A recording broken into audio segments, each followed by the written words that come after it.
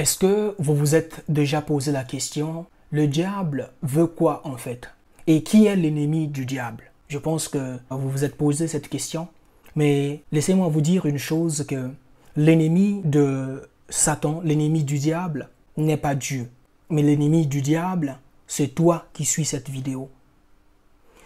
En étudiant un peu les écritures bibliques, on va se rendre compte que dans plusieurs religions qui existent dans le monde entier, je vais citer que 3 grandes religions, le christianisme, l'islam et le judaïsme.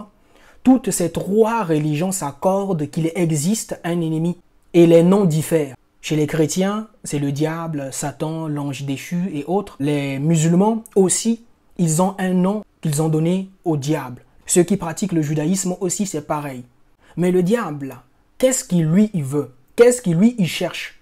Mon frère, la parole de Dieu nous dit dans Genèse 1, le verset 27, « Faisons l'homme à notre image ». Rappelons-nous que le diable était d'abord avec Dieu au départ. Et lorsque le diable a pris connaissance que le plan de Dieu était de créer un homme, mais qui aura aussi l'image de Dieu, alors ça l'a révolté. Et si tu vois aujourd'hui toutes ces persécutions, tu luttes contre le péché de la masturbation, contre les addictions, et ta vie est menacée, ta santé est menacée, c'est à cause d'une seule personne, c'est le diable. Mais qu'est-ce qu'il veut vraiment? Est-ce que c'est ta santé que le diable veut? Est-ce que c'est te garder longtemps dans le péché de la masturbation ou bien dans esclave de ses addictions?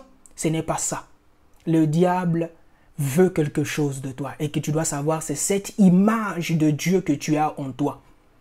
Prenons l'exemple. Aujourd'hui, si Dieu décide qu'ils enlèvent à l'être humain l'image ou bien l'image de Dieu et que Dieu me prenne des pierres et fait des pierres à son image, vous allez voir que l'ennemi du diable ne sera plus l'homme, mais ça sera maintenant les pierres.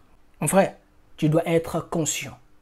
Dans des stratégies de guerre, il est toujours recommandé d'étudier aussi son ennemi, car ça te permettra de mieux se préparer et de savoir comment contrecarrer. Que Dieu te bénisse et qu'il te garde.